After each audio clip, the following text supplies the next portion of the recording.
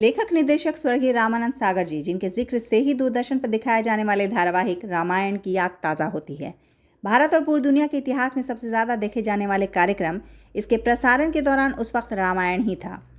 78 episodes का बना यह धारावाहिक 25 जनवरी 1987 से 31 जुलाई 1988 तक हर रविवार सुबह 9:30 पर दिखाया जाता था, जब सड़कें, गलियां और मोहल्ले के मोहल्ले सन्नाटे हो जाते थे और सिर्फ एक आवाज़ गूंजती थी, वो थी रामायण की।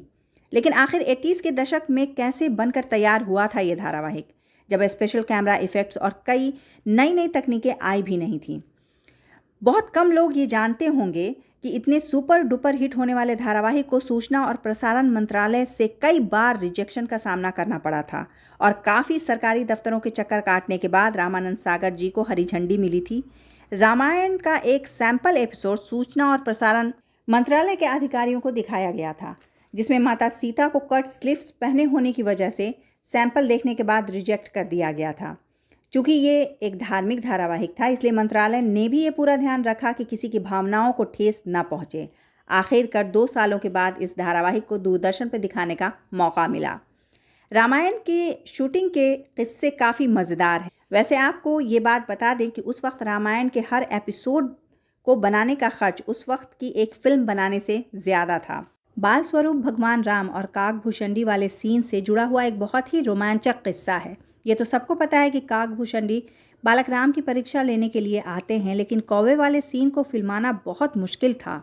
कौवा और नन्हा बच्चा आमने सामने, किसी तरह एक कौवे को पकड़कर सेट पर लाया गया। लाइट कैमरा के सामने रामानंद सागर जी ने कौवे के पास जाकर हाथ जोड़कर कहा, मैं संकट में हूँ, कृपया मेरी मदद कीजिए। और फिर जो हुआ, सेट पर का हर आदमी हैरान था। एक मझा हुआ कलाकार की तरह कौवे ने सीन किया।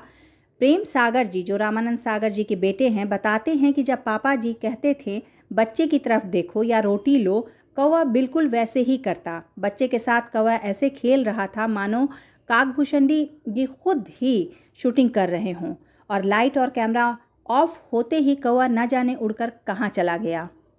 रामायण की शूटिंग के लिए रामानंद सागर जी को एक ऐसा लोकेशन चाहिए था जहां पहाड़, नदी, जंगल, समुद्र सब आसपास हो, और मुंबई जैसे शहर में ऐसे लोकेशन को ढूंढ पाना काफ़ी मुश्किलों और ख़र्चों से भरा था। और पूरी टीम को एक साथ रहना था तो बजट का भी ध्यान रखना था। बहुत खोजबीन के बाद गुजरात के एक गाँव का पता चला। गाँव का नाम था उमरगांव। रामानंद सागर जी को ये जगह पसंद आ गई और शूटिंग शुरू हुई। दीपिका चिखलिया जी, जिन्होंने माता सीता का किरदार अदा किया था रामायण में, वो बताती हैं उस वक्त उनकी उम्र सिर्फ 15 साल थी। रामानंद सागर जी हर सीन को बिल्कुल परफेक्ट चाहते थे, तो रात के 2-3 बजे तक शूटिंग चलती रहती थी। किसी तरह की गलती की कोई गुंजाइश नहीं थी, इसलिए महीनों वो सेट पर ही रहते, बॉम्बे नहीं जाती। इस रोल के लिए जब उन्हें ऑफ़र मिला होगा, उन्हें कहाँ पता था ये धारावाहिक इतिहास रच देगा।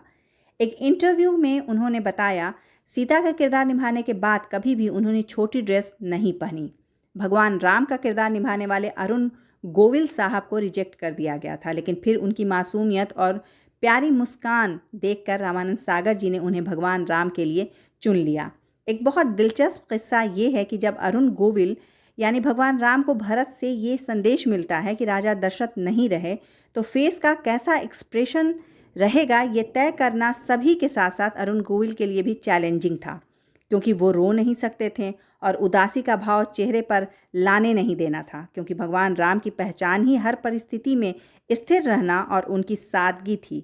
ये सीन काफ़ी मुश्किल था, लेकिन इस सीन के लिए काफ़ी तारीफ मिली थी और उनके आंखों में आंसू देखकर जनता के भी आंखों से आंसू निकल पड़े थे। पिता का ना होना भगवान को भी रुला सकता है, लोगों ने यह महसूस किया।